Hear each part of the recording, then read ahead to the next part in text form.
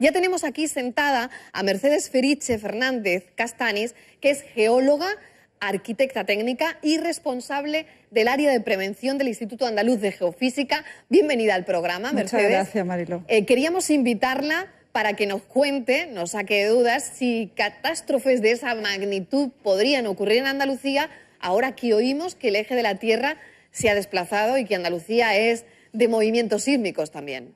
Bueno, existe una tasa anual de ocurrencia de terremotos que evidentemente se cumple periódicamente y es difícil que esa tasa se modifique a nivel global, a nivel mundial. En Andalucía, pues sí, es zona de bordes de placa, como todo el mundo sabe, y es muy probable la ocurrencia de terremotos, pero no de estas magnitudes, hasta por lo menos de lo que nosotros sabemos. La ocurrencia de terremotos en Andalucía se prevén terremotos moderados, no terremotos de las magnitudes de 8.8 como ha ocurrido en Chile. Pero eso no quiere decir que no puedan ocurrir a lo mejor terremotos de grandes magnitudes fuera del territorio andaluz, pero que puedan afectarnos, como en la zona del Cabo San Vicente. Claro, hemos pensado cómo se trabaja en Andalucía en la prevención y sobre todo cómo trabaja el Instituto de Geofísica. Estamos viendo ahora mismo, Mercedes, su lugar de trabajo. ¿Cómo es un día en la vida de las personas que trabajan ahí? Bueno, lo primero es estar siempre pendiente de los eventos que ocurren a diario. Y de los gráficos, me imagino, ¿no? Sí. Evidentemente lo que ha salido antes en la imagen eran lo que nosotros llamamos sismograma, ahora mismo está en pantalla. Un sismograma es un registro gráfico del movimiento del suelo que ha sido registrado por un sismómetro. ¿Y tienen alarmas, Mercedes? Sí, cuando hay, por ejemplo, un movimiento sísmico, el otro día comentaban que lo hubo en Málaga, creo que de 2 grados o algo así, 2,2. Sí. ¿Esto genera una alarma? ¿Hay una llamada de atención para el geofísico que se encuentra trabajando en ese momento? Sí, nosotros tenemos un sistema que nos avisa cuando ocurre un terremoto y de hecho tenemos tanto pantalla en la zona de proceso de datos como en la zona de donde están los registradores que avisan con una alerta luminosa de que ha ocurrido un evento. Entonces el técnico que esté en ese momento lo observa y entonces él decide si ese terremoto se le debe prestar atención o no. Si se le debe prestar atención... Perdón, Mercedes, ¿se pueden prevenir los terremotos? Porque claro, una vez que ya ha ocurrido, pues como que no tiene mucha gracia. ¿Se puede uno anticipar? No, a fecha de hoy no. Y yo creo que a corto plazo tampoco. Mercedes, aprovecho para una pregunta muy popular, pero creo que la gente se la debe estar haciendo en casa. Muchas veces se dice que los animales son capaces de predecirlo y que, bueno, en el caso de tsunamis, por ejemplo, como ocurrió el mayor del mundo en Indonesia, que los animales se pusieron a salvo. ¿Esto es cierto? ¿Es cierto que un animal lo puede detectar? ¿Un perro en casa, por ejemplo? Los animales sienten lo mismo que sentimos nosotros. A veces, si lo que sienten los animales fuera un precursor de un terremoto, siempre que ladrara un perro habría un terremoto. Porque no sabemos interpretar los ladridos de los perros, pero eso no ocurre así. No siempre que ocurre un terremoto ladra un perro y viceversa. Es curioso. Entonces, ¿qué es un terremoto? Un terremoto, la definición técnica es una liberación brusca de energía que da como resultado el movimiento del terreno, y esta liberación se produce como consecuencia de una acumulación de deformación en la litosfera. Pero hablando claro, significa que es un movimiento que es muy brusco, que se produce en la superficie terrestre y que como consecuencia de una acumulación de esfuerzo en una determinada zona del territorio. La cabeza de todos los andaluces, y esto puede pasar aquí, porque por lo mismo que hemos comentado al principio, por ser una tierra, bueno, de unas características donde hay movimientos sísmicos, ¿no? Donde han ocurrido terremotos destructores, pueden volver a ocurrir.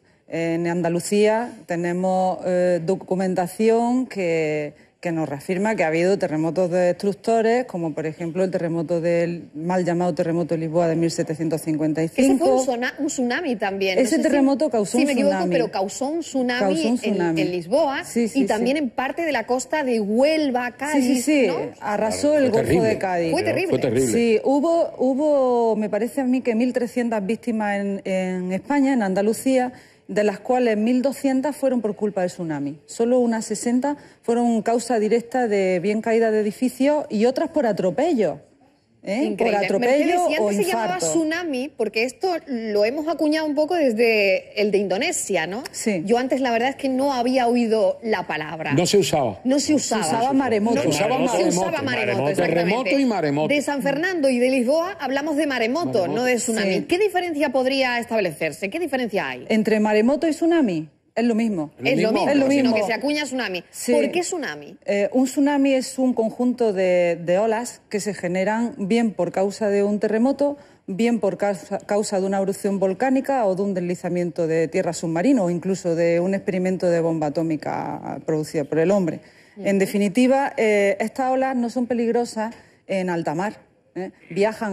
Pueden llegar a viajar a una gran velocidad, hasta 1000 kilómetros por hora, y cuando son peligrosas es cuando se acercan a la costa. ¿1000 kilómetros por hora? Sí. He oído bien, ¿no? Sí, 1000 kilómetros por hora puede viajar una ola. Sí, sí. Ese es el problema. Estas olas llevan una gran cantidad de energía.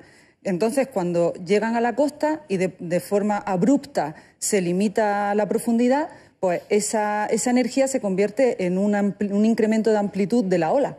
Y es lo que nosotros conocemos como maremoto o tsunami. Terremotos históricos de Andalucía. Han puesto los habéis estudiado, me imagino. Sí, ¿Y qué ocurrió? ¿Por qué se produjeron? ¿No? ¿Por qué se llegó a...? Mira, la península ibérica, Mariló, está en una zona de borde de placa entre la placa euroasiática y la africana. Entonces, evidentemente, el sur de la península es lo que está más próximo al borde de placa.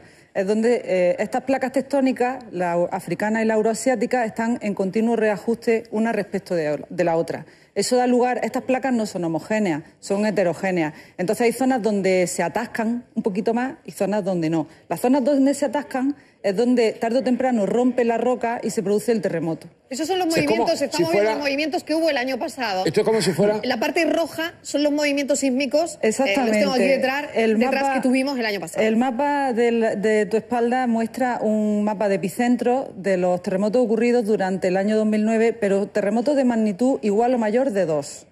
Son en total, creo, unos 611 terremotos, pero hay muchísimos más de magnitud inferior. Y perdóname, ¿tiene algún espacio cíclico en cuanto a los grandes terremotos? Es decir, ¿se reproducen cada cierto espacio de tiempo?